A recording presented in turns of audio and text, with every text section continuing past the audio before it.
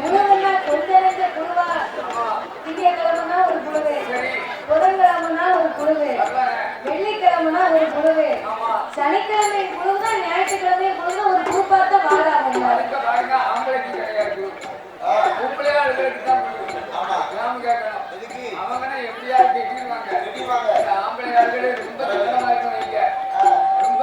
அப்படி இல்ல தாத்தா, பொம்பளைகளுக்கு ஏன் குழு கொடுத்தாங்கன்னா அவ கூட பத்தால சேர்த்துக்கிடுவாவோ, குழு எடுத்து நல்லா சவுரி எடுக்கலாம்.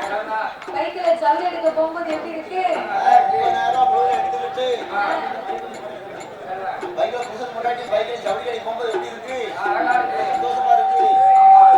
அதாவது குழுவுல இருந்து ரூபாயை கொடுத்த உடனே ஒரு பிள்ளை பிறந்துற மாதிரி இருக்கும், சந்தோஷம். ரூபாயை கேட்கும் போது தானே தெரியும் பிள்ளை இருக்கா இல்லையான்னு.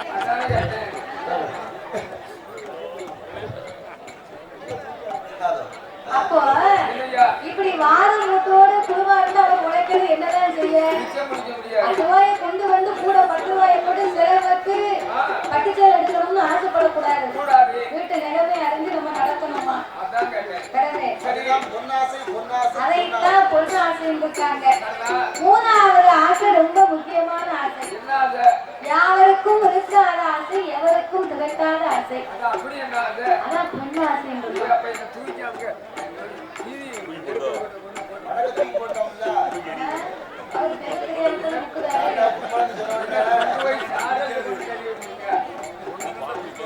ஒண்ணு ரெண்டா பிடிக்காதா? அதானே. அப்போ 3வது ஆசை பொண்ணு ஆசைனா, பெண் ஆசைனா என்ன தெரியுமாயா? ஒரு ஆணா பிறந்த ஆம்பளை திருமணமாகி வாழ்ந்து அனுபவித்து ஆண்டவருக்கு பின்னால அவர் செத்து போயிட்டாரு வைங்க, அவரை கொண்டு கட்டையில வச்சிருப்பாங்க. கட்டையில வச்சு தீ பிடிச்சு அந்த கட்டை எரியுமா? அப்போ கட்டை எரிஞ்சு அந்த காத்துல சாம்பல் பறக்கும் போது அந்த சாம்பல் சொல்லுமா, என் பொண்டாட்டி என் பொண்டாட்டி என் பொண்டாட்டி விட்டுட்டு போறேன்னு சொல்லிக்கிட்டே போகுமா? அப்படின்னு அந்த சாம்பல் கூட பறக்கும் போது சொல்லிக்கிட்டே போகுமா?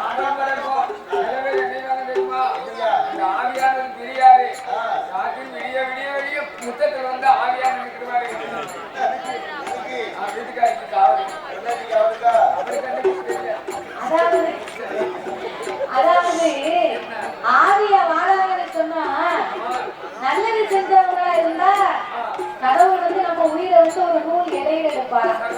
அப்ப அந்த நூல் இலையில நம்ம உயிரை எடுக்கும் போது அது அப்படியே மேல போயிட்டு வைக்க நமக்கு மறுபிறவி கிடையாது, தெய்வத்தோடு இருக்கலாம். அந்த நூல் இலை அங்க விழுந்துட்டு வைங்க, சொன்னார் பத்தியில முத்தத்துல பேயா நிற்குன்னு, அப்படி வாழவங்கதான் அந்த பேயா வாழவங்க. உங்க தாத்தாலும் முக்குக்கு 300 பேயா வருவாரு. என் கிட்ட வந்து வச்சுக்க, மாந்திரவாதியை கூட்டு 6 மீட்டர் வந்து இங்க ஆத்துல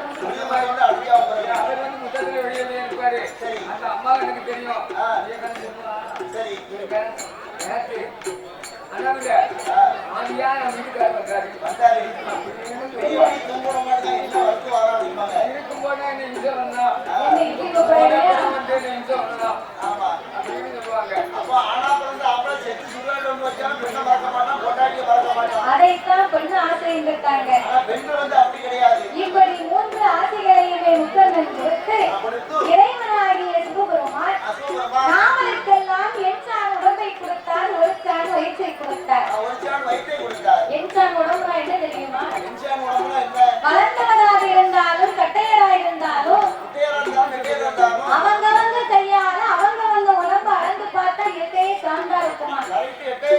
அந்த என்சான் உடம்பு ஒரே ஒரு சான் மட்டும்தான் அந்த வயிற்றை கொடுத்திருக்காரு ஆண்டவன். ஒரு சான் வயிற்று கொடுத்ததுக்கே உலகத்துல நம்ம இந்த பாடுபட்டோம்னா ஒரு சான் வயிற்றுக்கு அப்பா விடிய விடிய ஊசி உட்கார்ந்து சனிக்கிழமையா இருந்தாலும் சரி, ஞாயிற்றுக்கிழமையா இருந்தாலும் சரி, நம்ம ஊரா இருக்கா, ஊரை விட்டு ஊரு, நாடு விட்டு நாடு, மாவட்டம் விட்டு மாவட்டம் விட்டு போயிட்டு போக வேண்டியிருக்கு. எந்த ஊருக்கு கூப்பிட்டாலும் பாட்டு படிக்க போயிட வேண்டியது. எனக்கு எல்லாம் ஒரு நாள் சாப்பாடுக்கு இந்த பாடு சாதாரணப்பட்ட காரியமா காப்பி, காலையில 8 மணிக்கு 10 இட்லி, மதியம் 1 மணிக்கு 2 தட்டு சாப்பாடு, சாயந்தரம் 3 மணிக்கு காப்பி. ஆமா உங்களுக்கு எப்ப பார்த்தாலும் வாக்கி தான். ஆமா நைட் 8 மணிக்கு 4 சப்பாத்தி 7 சப்பாத்தி. அது மாதிரி வயிறு வளர்க்கணும். அவன் எதை போட்டாலும் அது போகுது. நான் உற்சாகம் சாதாரண சொல்லக்கூடாது. அப்ப இந்த ஆண்டவன் இவ்விதமாகவே நாவலை எல்லாம் இந்த உலகத்திலே படைத்து பகவான் வந்து உலகத்தை பலவிதமா படைத்திருக்கிறார். அப்ப இப்படியெல்லாம் இறைவன் நாவலை உண்டு பண்ணி மரம் செடி கொடி பயிர் புல் பூண்டு இலை தாவரங்களோடு ஆடு மாடு கழுகாதையும் படைத்து ரொம்ப யானை முதல் என்ன உண்ணாமலுக்கு 84 லட்சம் கோடி ஜீவராசிகளை படைத்து இந்த உலகத்தை படைத்தால் மட்டும் போராது பட்டினி இல்லாமல் படியிறக்க வேண்டும் என்று ஆண்டவன் எப்படி படியிறந்து வருகின்றார்.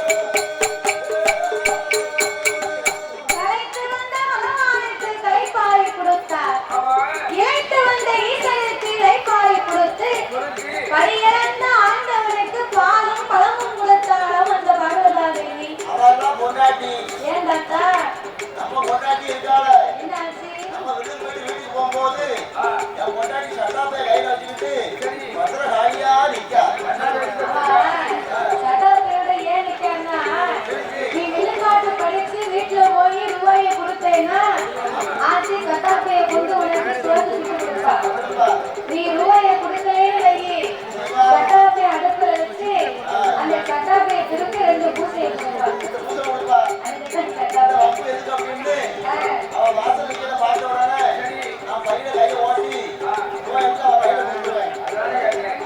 அந்த பொங்கல் அப்படி இல்லைன்னா நீ அடங்குறியா வீட்டுல?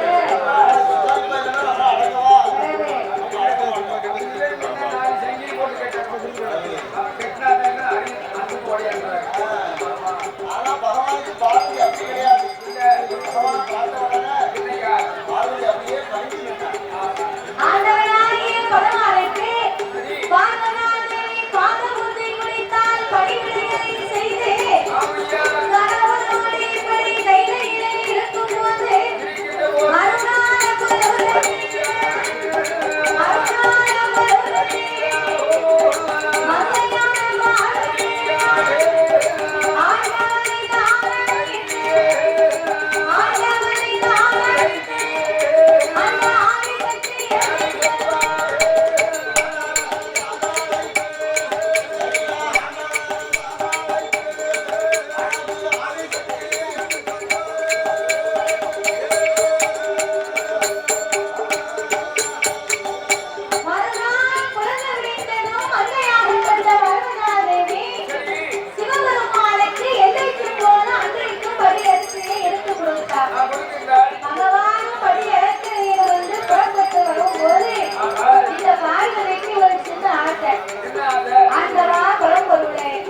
என்னைக்குமே இந்த ஆண்டவன் தான் உலகம் எல்லாமே படியிறக்க போறாரு வாராரு. நம்ம பார்வனாதேவி கைலாசத்திலே ஒத்தையிலே உட்கார்ந்து கொண்டிருக்கிறோம். நம்மளும் படி எடுத்து எடுத்து கொடுக்கிறோம். இந்த ஆண்டவே உலகம் எல்லாம் சென்று படி அளந்து விட்டு வாராரா, இல்லை படைத்த மக்களை பட்டினி போட்டுதான் வாராரா? வரும்போது ஒரு அரிசி கூட மிச்சம் இல்லாமல் தானே இந்த ஆண்டவே படி இழக்காரு. அப்படி என்ன இந்த ஆண்டவனால படி இழந்திருக்க முடியும்? இதனையே இன்றைக்கு நாம பரிசோதித்து பார்க்க வேண்டும் என்று ஆண்டவனை அழைத்த மாதிரி ஈசா இறைவா, நீங்க உலகமெல்லாம் படி இழக்க போகும்போது இன்றைய தினத்திலே உங்களோடு உமையவள் பார்வதை நானும் கண்டிப்பா வர வேண்டும். சிவனுடைய படியிழப்பை சில சக்தி நான் பார்க்க வேண்டும். பகவானுடைய படியிழப்பை இந்த பார்வதி நான் பார்க்க வேண்டும் என்றால் அப்படின்னு ஆதி பராசக்தி சொன்ன உடனே அப்பந்தான் ஆண்டவன் சொன்னார், அடியே பார்வதி, ஒரு நாளும் இல்லா திருநாளாக என்னோடு நீ படியிழக்க வருகிறேன் என்று சொல்லுகிறாய் அம்மா. உன்னை படியிழக்கும் இடத்திற்கு அழைத்து செல்வதில் எந்த குற்றமுமே கிடையாது. ஆன போதிலும் உலகத்தை ஒரு விதமாக படைத்தேன், உலக மக்களை நான் பல விதமாகவே படைத்திருக்கிறேன் பார்வதி. ஒருவரை கூடாக படைத்திருப்பேன், இன்னும் ஒருவரை குருடாக படைத்திருப்பேன். கூன், குருடு, செவிடு, பேடு, நொண்டி, மூக்கரை. குழந்தை உள்ளவர்கள், குழந்தையே இல்லாதவர்கள். ஒரு ஆளுக்கு இந்த உலகத்திலே இல்லாத பெரிய ஒரு வசதி கொடுத்திருப்பேன். ஆனால் அங்குதான் ஒரு குழந்தை செல்வம் இருக்காரு. இன்னும் ஒருவருக்கு குடிக்க உப்பில்லா கூழ் இருக்காதம்மா, அவருக்கு ஒரு கோட்ட பக்கத்துல கொடுத்திருப்பேன். 21. அந்த காலத்துல 1 2 தான் கிடையாது. அந்த காலத்துல 5 6 10 15 20 21 குழந்தை வரைக்கும் அந்த காலத்திலே பெற்று எடுத்தார்கள்.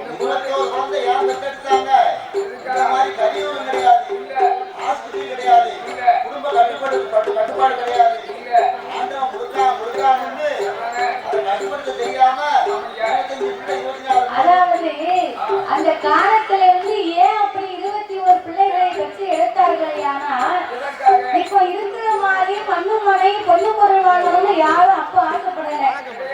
அப்போ பூரா 10 பிள்ளைகளை பெற்று வளர்த்து அதை கட்டி கொடுத்து இடம் சொந்தமா கூடி வாழணும்னு தான் அப்போ ஆசைப்பட்டாங்க. அதுக்குத்தான் பிள்ளைகளையே பெரிய சொத்தா நினைச்சு அந்த காலத்திலாம் பெற்று எடுத்திருக்காங்க. இப்ப தானே நம்ம மண்ணு வாங்கணும், வீடு வாங்கணும், நகை வாங்கணும், சொந்த வாங்கணும், அப்பா நிறையா நடக்கும். ஆனா அப்போ பிள்ளைகளைத்தான் பெரிய சொத்தா நினைத்தார்கள்.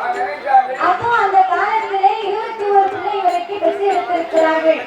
நீ பெண்ணா பிறந்தவா, அவங்க வீட்டுல குடிப்பதற்கு கூழ் கூட இருக்காது, நீ ஏழை மனம் கொண்டவா, அவர்களை பார்த்து இவங்களுக்கு என்ன ஆச்சு, இவங்களுக்கு என்ன ஆச்சு அப்படின்னு ஒரு வாயை வச்சுக்கிட்டு நீ சும்மாவே இருக்க மாட்டேன்.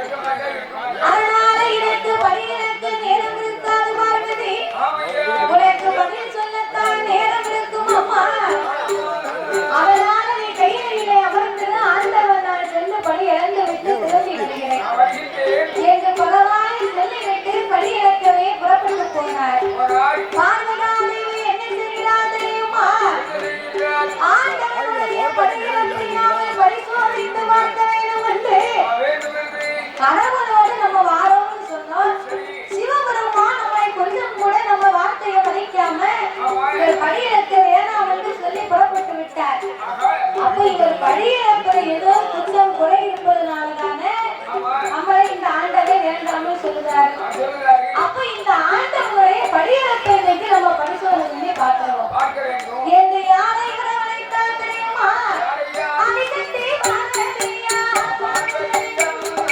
ஆதிக்கத்தை பார்க்கறியா, ஆண்டவனை பரிசோதிக்க அவன் கையாச வாசலியா, விஸ்வகர்மா வரவழைத்து என் மகனே விஸ்வகர்மா என்னுடைய வார்த்தைக்கு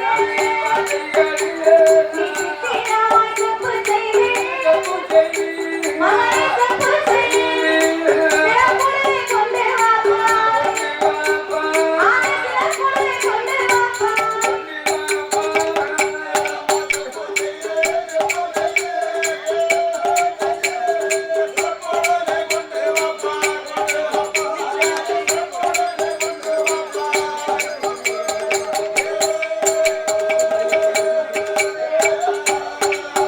மகனை சித்திரமாய் தப்பு செய்து ஆன சிறப்புடனே கொண்டு வா.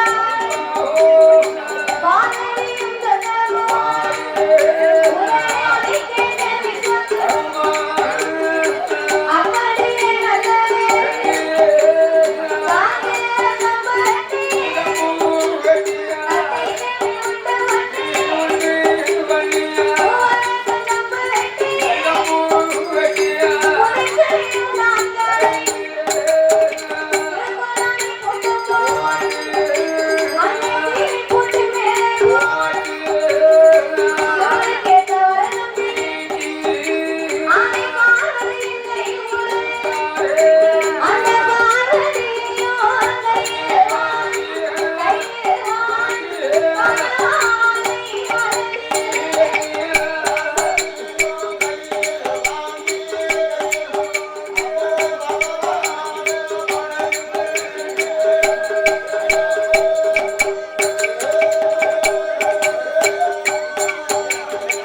வாசகன் சம்புவட்டி கட்டை சீவி உண்டு வட்டி பூவரசன் சம்புவட்டி புரிசு விலை தாங்கலைக்கு அவர் திருக்கோலானை கூட்டம் போட்டு சீனி போட்டு மேலே போட்டு சிவனுக்கு ஏற்ற வருணங்களை திட்டி அந்த சிறிய சிவனை கொண்டு வந்து விஸ்வகர்மா பார்வதியின் கையிலே கொடுத்தார்.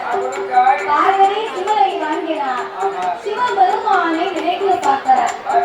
இந்த இறைவன் பலி இழந்து வாரேன் என்று போனாரே, ஆண்டவன் பலி இழந்து விட்டாரா, பலி இழந்து முடிக்கவில்லையா அப்படிங்கிறதை பரிசோதிக்க வேண்டுமானால் சிவனுக்கு தெரியாமல் ஏதாவது 2 உயிர்களை இந்த சிவனுக்குள்ள நம்ம பிடிச்சு அடைக்கணும்.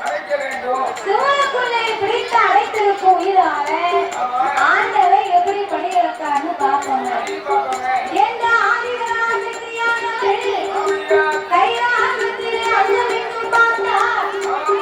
சிறிய சிவனுக்குள்ளே எந்த உயிரையும் அவள் பிடித்தடைக்கிறார்.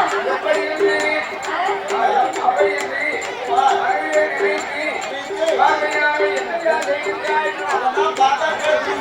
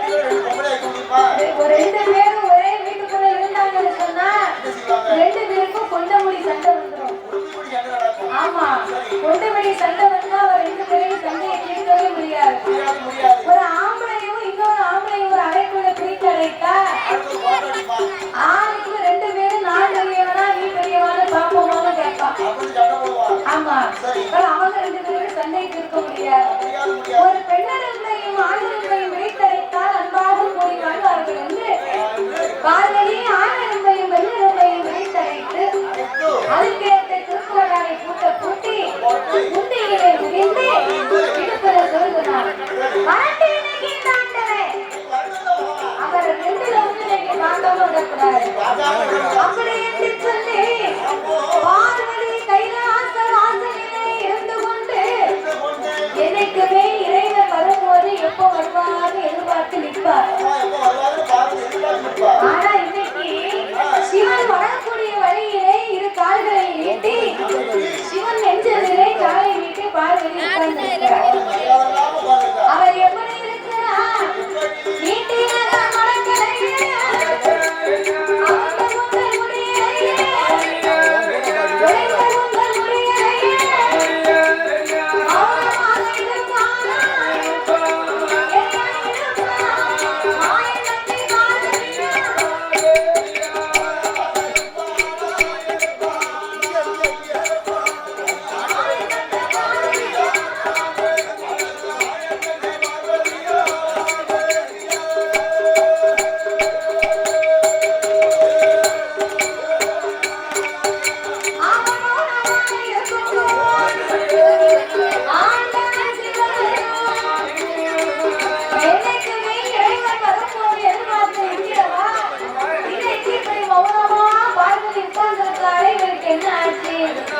அப்படின்னு சிவன் வடிவிழந்து முடித்து வந்து பார்வதியை பார்க்க பார்வதி வாங்கன்னு கேட்க வந்தடையும் செய்யல.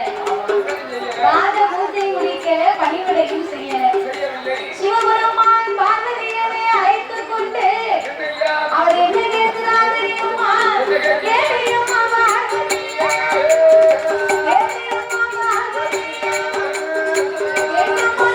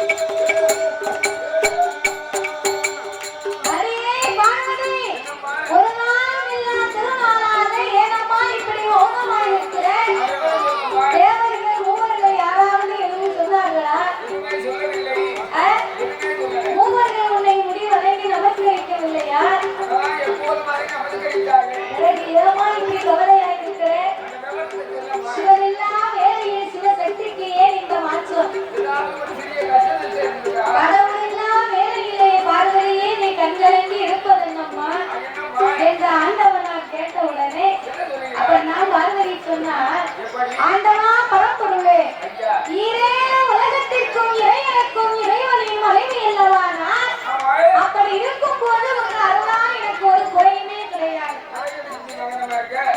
ஏமாய் இருக்கிறேன் ஆண்டவா, இந்த உலகம் எல்லாமே சென்று நான் வழியிழந்து விட்டேன் என்று புறப்பட்டு போனீர்கள். இந்த உலகத்திலே எந்த உயிருக்கெல்லாம் நீ பலி இழந்து வந்தீர். ஏய் பாரதி, இந்த உலகத்தில் ஆண்டவன் எந்த உயிரை படைத்தேனோ அத்தனை உயிர்களுக்கும் முட்டைக்குள் உருவாகும் குஞ்சுக்கும் தாயார் தன் பையுக்குள் வாழும் சிசுவுக்கும் கல்லில் வாழ் தேரை முதல் கற்ப சிசு உயிர் வரைக்கும் நான் கொட்டைக்குள் இருக்கும் அண்டுக்கும் நான் வழியிழந்திருக்கேன் மகளே. அப்படி இருக்கும் போது இந்த ஆண்டவன் மீது உனக்கு என்ன சந்தேகம்? கணவன் மனைவி வாழக்கூடிய சந்தேகம் என்பது குடும்பத்துல வந்துச்சுன்னா அந்த வீட்டு சந்தோஷம் இருக்காது. அதாவது சந்தேகம் முன்வாசல் வழியா வீட்டுக்குள்ள வந்துச்சுன்னா சந்தோஷம் பின்வாசல் வழியா ஓடி போயிருமா? பின்வாசல் இல்லைன்னா சந்தல் வழியா ஓடி போயிருமா சந்தோஷம். எல்லாம் சொல்லியிருக்காரு கண்ணதாசன். சந்தேகம் போடு குடும்பத்துக்கு சந்தோஷத்துக்கு போடுறாரு. ஆணு பெண்ணை நம்ம அதாவது ஒரு ஆள் மேல ஏதாவது கோபம் இருந்தா அப்படி செய்வது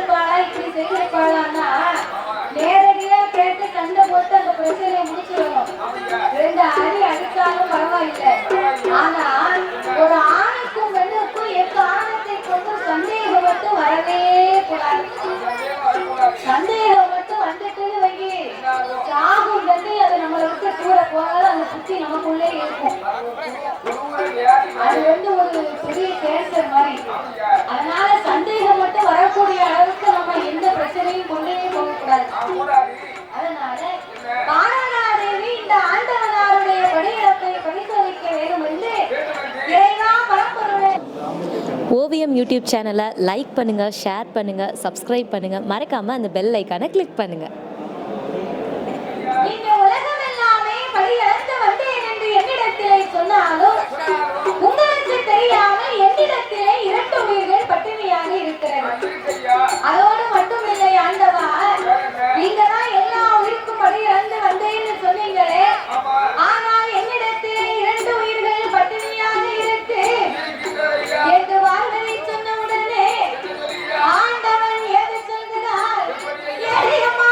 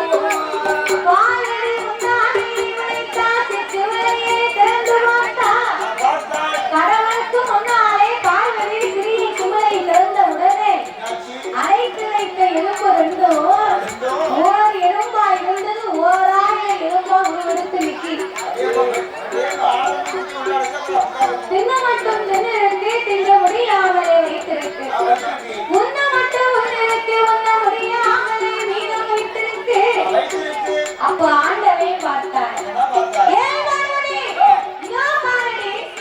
என்னிடத்திலே பட்டினா இருக்கிற சொல்லி எந்த உயிராவது பட்டினியா இருக்கா?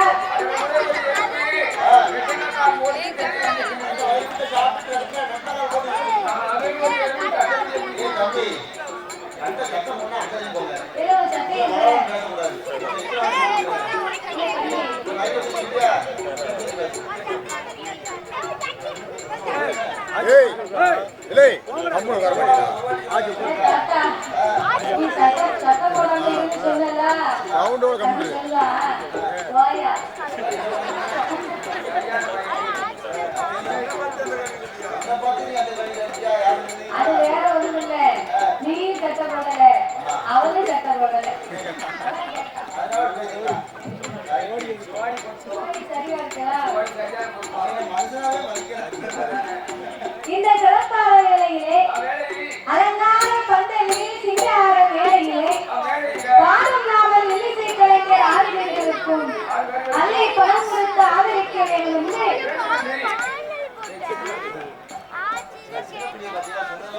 அல்லை பணம் கொடுத்து நாவலுக்கு ஆதரிக்க வேண்டும் என்று முதலாகவே நாவலுக்கு பரிசளித்த செல்வசீமான் நண்பன் குரூப் சார்பாக, நண்பன் வாக்கிங் குரூப் சார்பாக அண்ணா அவர்கள் நாவலுக்கு அள்ளி பணம் கொடுத்து ஆதரிக்க வேண்டும் என்று நாவலுக்கு முதலாகவே 100 லட்சத்தை அன்பளிப்பாக அள்ளி கொடுத்து உள்ளார்கள். அவர்களுக்கு அடுத்தபடியாக நாவலுக்கு பரிசளிக்க வேண்டும் என்று ஆதரித்த செல்வசீமான் கயத்தாறுமார் அன்னகரத்திலே நல்ல ஐயனார் சாஸ்தாவின் உரையை கொண்டு நாமுடைய இசை அன்பு பாராட்டி நாமளுக்கு அழகுடனே ஒரு வாழ்த்துக்களையும் பெற்றுக் உள்ளார்கள்.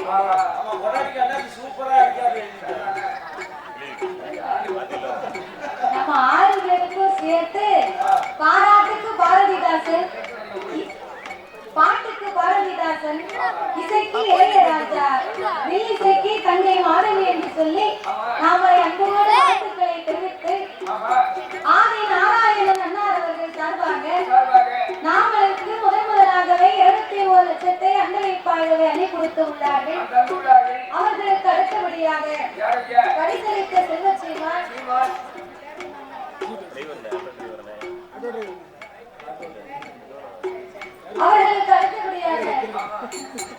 ஆட்டோ வைத்து நடத்தி வரக்கூடிய ஆட்டோவிலே ஓட்டுநராகவே பணி செய்து வரக்கூடிய அண்ணார் அவர்கள் நாமளுக்கு பால சுப்பிரமணியன் என்று சொல்லக்கூடிய அண்ணார் அவர்கள் நாமளுக்கு 21 லட்சத்தை அன்பளிப்பாகவே அள்ளி கொடுத்து உள்ளார்கள்.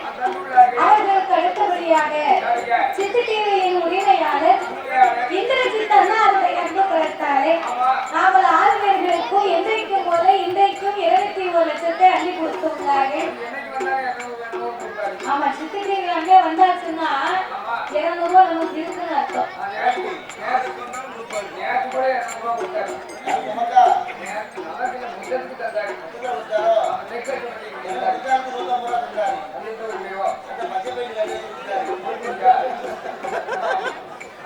அப்படி இன்றைய தினத்திலேயும் நாமளுக்கு 21 லட்சத்தை 2 கோடியாகவே அள்ளி கொடுத்து உள்ளார்கள். அதோடு மட்டுமல்லாமல் நாமளுக்கு முதலாகவே பரிசளித்த செல்வஸ்ரீமான் நண்பர்கள் வாட்டி குரூப் சார்பாக தலைமையாக இருந்து வரக்கூடிய சீனிவாசன் என்று சொல்லக்கூடிய அண்ணாருடைய அன்பு கரத்தால் வாக்கிங் கொடுக்கணும்னா தினமும் 20 பேர் சேர்ந்து ஒன்னா நடைப்பயணம் போவாங்க.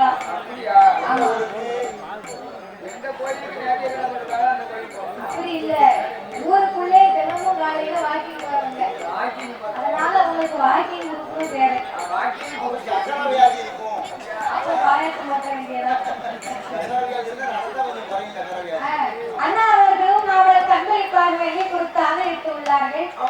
பரிசளித்த ஆதரித்த அன்பு உள்ளங்கள் எல்லாம் இந்த முனியாண்டி சாமியினுடைய அருளாலே அவர்கள் எப்படி வாழ வேண்டும் தெரியுமா? வாழ வேண்டும், வாழ வேண்டும், வாழ வேண்டும், வாழ வேண்டும். மலை முருகன் அருளால், மலை முருகன்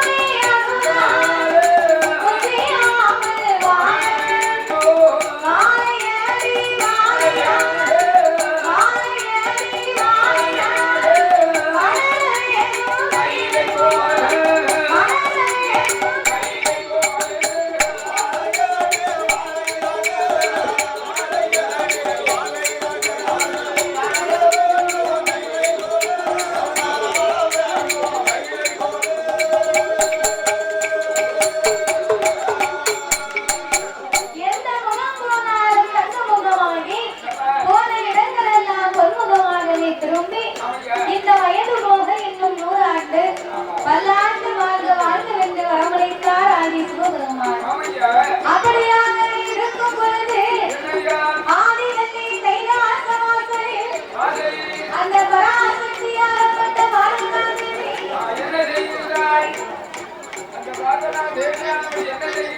ஆண்டவனார் இடமதிலே வந்து ஈசா இறைவா என்று அறியாமல் செய்த குற்றத்தை ஆண்டவா பொறுக்க வேண்டும். பகவானே பரம்பொருளே, நீங்கள் எவ்வளவோ எனக்கு எடுத்து சொன்னீர்கள்.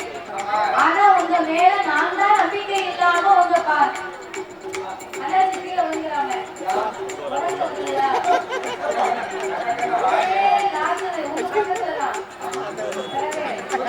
அவர் சரியா ஸ்டாண்ட் போட்டு தூங்க நடக்கு. பனி அடிக்கிற ஒரு கேசியில இருக்க மாதிரி நம்ம உள்ள படிக்கணும் தாளாடுற மாதிரி. அப்படியாகவே ஆண்டவனை அழைத்து வாழறானே ஆண்டவா பகவான், ஆண்டவனே பகவான், ஆதிசக்தி ஆண்டவனே அறியாமல் செய்தோம் ஏ ஆண்டவனே உரைத்தே தெரியாமல் செய்தோம் ஏ சிவனானே உரைத்தே ஆண்டவனே செய்தோம் ஆண்டவனே செய்தோம்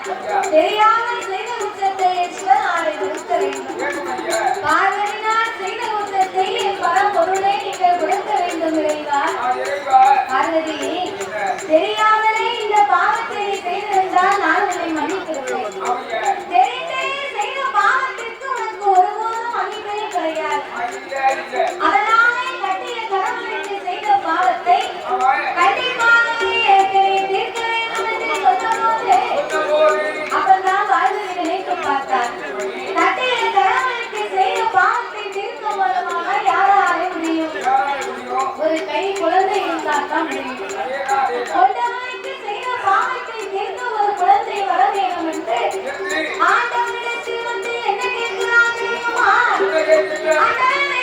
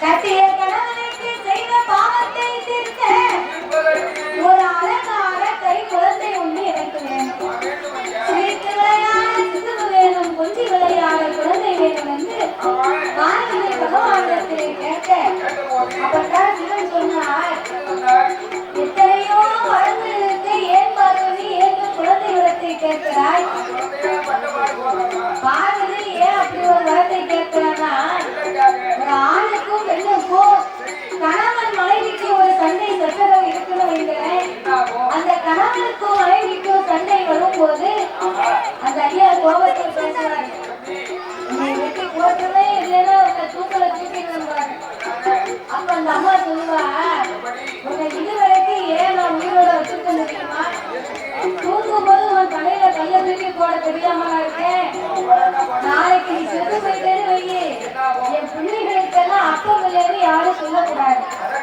அதுக்கு தான் உங்க உயிரோட வச்சிருக்கேன் எங்க அம்மா சொல்லுவா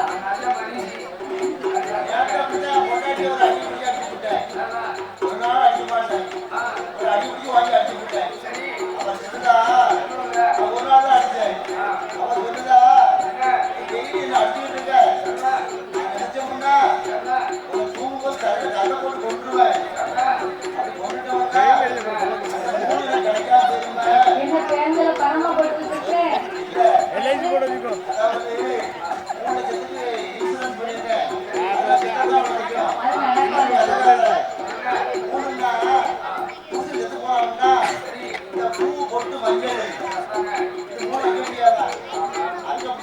அப்படின்னு பரிசையாடி அவதான் நினைக்கா அது அப்போ இப்போ அப்படி கிடையாது பூவு பொட்டு மஞ்சள் அப்படின்னு சொன்னா தாய்மார்கள் வந்து கணவர் இல்லை என்று சொன்னா பூவு பொட்டு வைக்க கூடாது அந்த காலத்துல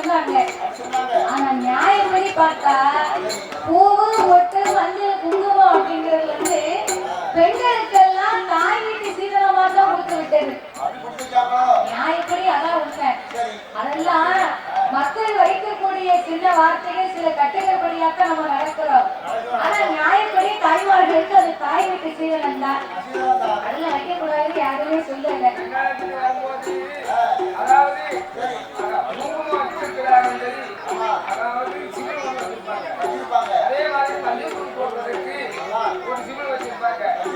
அதே மாதிரி ஏற்கனவே தலையில் சூடிக்காரவாங்க தாய்மார்கள் வீட்டில்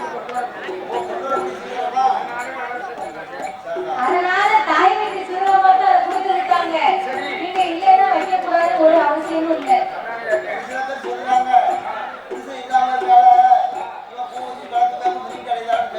அவளுக்கு வேலையை சொல்லு. அவன் விடிய விடிய அவளுக்கு வேலையை அதான் பேசுதவா பேசட்டும். 1000 பேர் 1000 சொன்னாலும் நாமளுடைய வாழ்க்கைக்கு எது சரியானது, நமக்கு எது பிடித்தது அப்படிங்கிறது நமக்கு தான் தெரியும்.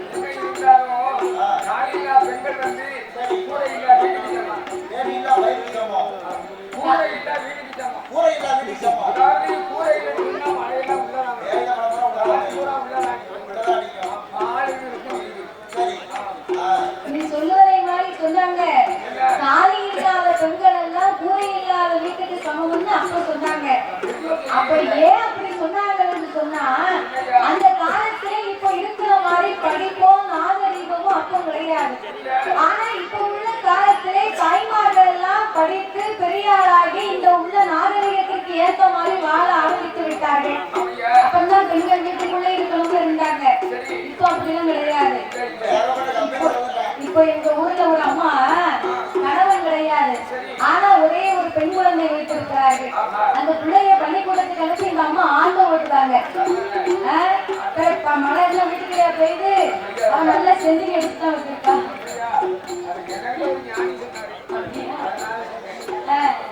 அப்போ அதைத்தான் இந்த பார்வதா தேவி ஒரு கணவன் மனைவிக்கு சண்டை வரும்போது இந்த பிள்ளையை பார்த்தா 2 பேருக்கும் கோபம் எல்லாம் காத்தா பறந்துரும்.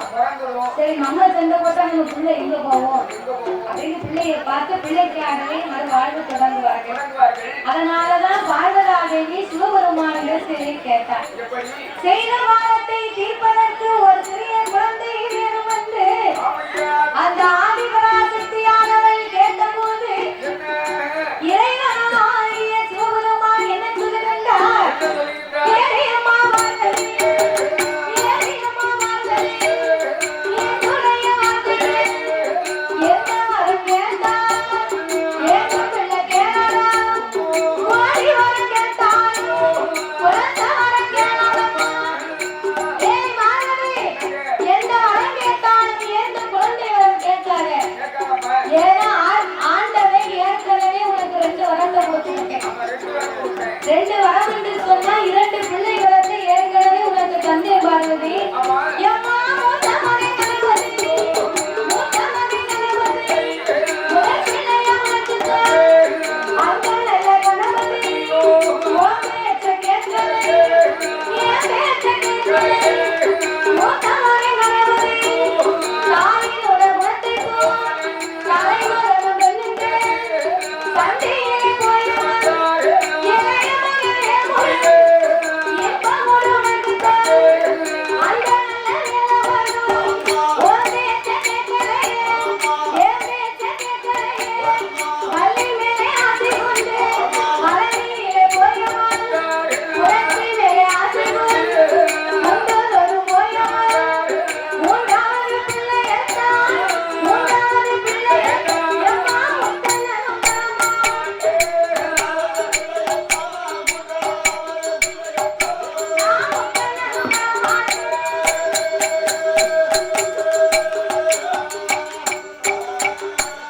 அரியே பார்வதி, மூத்த மகன் கணபதியை முதல் பிள்ளையாகவே உனக்கு தந்தை. அந்த கணபதி உன் பேச்ச கேட்டானா, என் பேச்ச கேட்டானா? அவன் உன்னையும் மதிக்கவில்லை, என்னையும் மதிக்கவில்லை. தாயினுடைய குரத்தை போலவே தலைமகன் ஒன்று கேட்டு ஊரகத்தை 1000 பெருமாள் சந்தி சந்தியா போய் உட்கார்ந்திருக்கார். சரி, அவன் தான் போயிட்டான். இந்த 2வது உள்ள பிள்ளையாவது நம்ம பேச்ச கேட்டானா? அவன் வழி மேல வந்து வள்ளி மேலே ஆசை கொண்டு தலைமையில போய் உட்கார்ந்திருக்கான். குரத்தி மேலே ஆசை கொண்டு வேலவன் குண்டு போரும்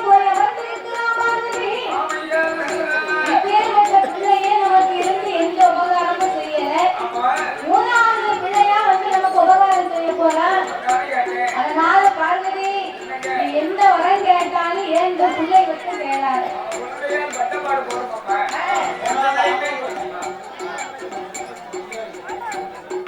மூணாவது ஆம்பளை பிள்ளை மூணாவது பிள்ளை கேட்காத. மூணாவது பிள்ளை கேட்டாலும் பரவாயில்ல. மூணாவது ஆம்பளை பிள்ளை கேட்காத. மூணாவது ஆம்பளை பிள்ளை பிறந்தாங்கன்னா பிள்ளை கேட்டா பேசுறவங்க சொல்லுவாங்க பழமொழி. குடும்பத்தை ஒரு வழி பண்ணி விடுவா. அதனால மூணாவது ஆம்பளை பிள்ளை உனக்கு வேண்டாம், பிள்ளை வேண்டாம். எவ்வளவோ சொல்லி பார்த்தாலும் பரவாயில்ல. அதனாலே அம்மா வாழ்த்தி அதை மீறி உனக்கு மூன்றாவது நான் ஆண் குழந்தை கொடுத்தேன். நானே மூணாவது பிள்ளை மூணாவது பிள்ளை முப்பது கொடுத்தேன். உனக்கு கேட்கமா ஏழேற்ற கேட்கமா ஒன்றையும் மடிக்கமா எத்தையும் மடிக்கமா நைலையில இருக்கமா நைலையில இருக்கமா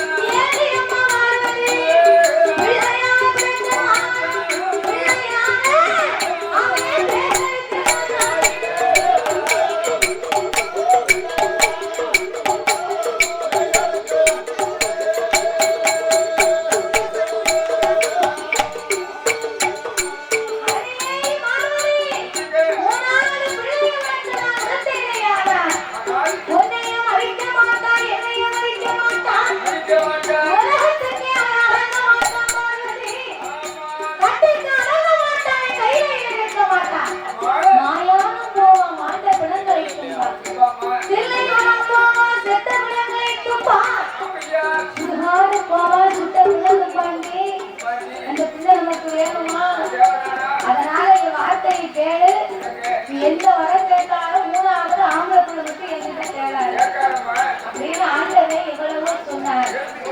பாரதி கேட்பாளா என்னோடு இருந்தாலும் இல்லாவிட்டாலும் எனக்கு உதவினாலும் உதவி செய்யாவிட்டாலும் என் முத்தரைக்கு கண்டிப்பாக பிள்ளை வேணும் என்று கேட்டேன். அப்ப நான் இறைவன் சொன்னார்.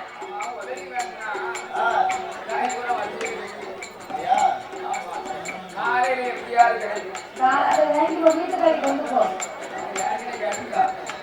ஆமைக்கு உதவாத பிள்ளையும் அரும் பசிக்கு உதவாத அன்னமும் தாகத்தை தீராத தண்ணீரும் தரித்திரம் அறியாத பெண்ணீரும் கோபத்தை அடக்காத வேந்தன் குருவின் மொழி கேளாத சீதன் இவங்கெல்லாம் இருந்தும் பயனில்லை இறந்தும் பயனில்லை. ஆபத்துக்கு உதவாத பிள்ளைனா ஒரு பெற்ற தாய் தகப்பனுக்கு அந்நிய காலமாகி போச்சு, உடம்புக்கு சரியில்லை, அவங்களோடு கூட இருந்து பார்ப்பதற்கு ஒரு ஆள் வேணும் அப்படின்னு சொன்னா தான் பெற்றெடுத்த பிள்ளையாகப்பட்டது தாய் தகப்பன் பக்கத்திலே இருக்கணும். அவங்களுக்கு ஏதாவது ஒரு ஆபத்து உடம்புக்கு சரியில்லைன்னா உடனே என்னையில வந்து பார்க்கணும். அதை விட்டுட்டு தாய் தகப்பன் செத்ததுக்கு பின்னால அவங்களுக்கு வேண்டியதை கொண்டு வந்து கொடுத்து எந்த புண்ணியமே கிடையாது. அதாவது சில பேர் வந்து உயிரோடு இருக்கும் போது பெற்றவங்களுக்கு பச்சை தண்ணி கூட கொடுக்க மாட்டாங்க. ஆனா தாய் தகப்பன் போய் சேர்ந்துட்டாங்க வைங்க, 3 வைக்கணும்னு சொல்லி ஒரு செட்டு மேலும் அவளுக்கு இருக்கும் போது பச்சை தண்ணி கூட கிடையாதா. அவள் செத்த பிறகு அவளுக்கு புஷால தீர்த்தம் என்ன, பாவநாச தீர்த்தம் என்ன, காசியில தீர்த்தம் என்ன, ராமேஸ்வர தீர்த்தம் என்ன. ஆமா, தீர்த்தம் வந்து ஓ ஓவியம் சேனலை லைக் பண்ணுங்கள், ஷேர் பண்ணுங்கள், கமெண்ட் பண்ணுங்கள், மறக்காமல் சப்ஸ்கிரைப் பண்ணுங்கள், அப்படியே அந்த பெல் ஐக்கானையும் கிளிக் பண்ணுங்கள். தேங்க்யூ ஃபார் வாட்சிங்.